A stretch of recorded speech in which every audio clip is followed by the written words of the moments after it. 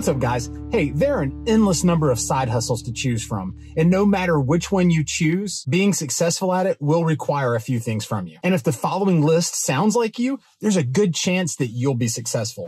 Number 1, do people come to you for advice all the time? If so, that shows that they value your opinion and they respect you as a problem solver. Now, I suppose this does depend on your friend group because the sharpest knife in the drawer isn't always sharp. I'm just kidding. But good decision making really is all it takes to be financially successful. And good decision making stems from not letting your emotions overshadow the facts. Speaking of emotions, number 2, you remain calm under pressure. Remove the emotion, make the decision. That was one of the first pieces of advice that my mentor gave me in my early 20s. But over the last 20 years through experience, oh look guys, deer. But over the last 20 years of experience, what I've learned is humans are emotional creatures. I mean, some more so than others, but none of us are completely devoid of emotion, unless you're a psychopath. Now, as you grow your side hustle and you become more and more successful, you're going to be faced with some pretty high value decisions. And those decisions, if you make them incorrectly, they can be very, very expensive. Now, as you can imagine, this type of responsibility can lead to some serious stress. An emotional response really is just a way for your brain to raise a red flag just to get you to pay attention. So I'm really not sure that removing the emotion is the correct answer. But our goal should be to develop a higher consciousness, one that allows you to remove yourself from the equation and look at it from every perspective. And it's important to remember that emotions are not facts. So learning to maintain your cool and keep your emotions in check will serve you well as your responsibility grows. Speaking of responsibility, number 3.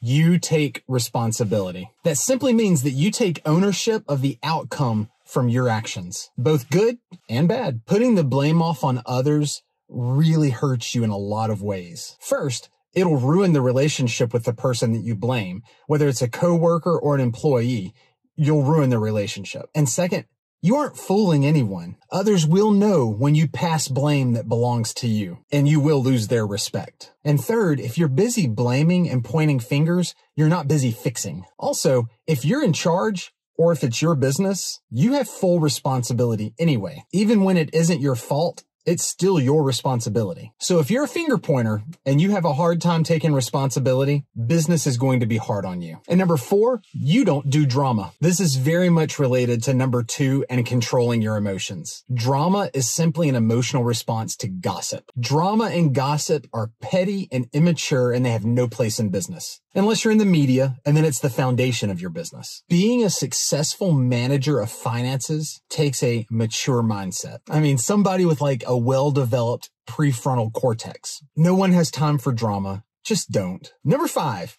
you're open to the ideas of others, which means you're humble. Successful people are self-aware enough to know that they don't know everything. A great idea can come from anywhere, and it takes a strong leader to recognize that and be open to the ideas of others. It takes a team of good people to do big things. And if you think you have all the answers, you'll most likely never do anything big because it's really hard to scale a business without the help of other people. Number 6, you're always looking for ways to improve. There is always a better way to do something. And this is very closely related to number 5. Always have your eyes and mind open to ideas for ways to improve things. And like we said in number 5, those ideas will likely come from others around you. Be open to hearing them. Your team is usually where your best operational ideas come from because they're in the trenches doing the work every day. So be willing to listen. Number 7, you're not afraid to commit. When a good idea does arise,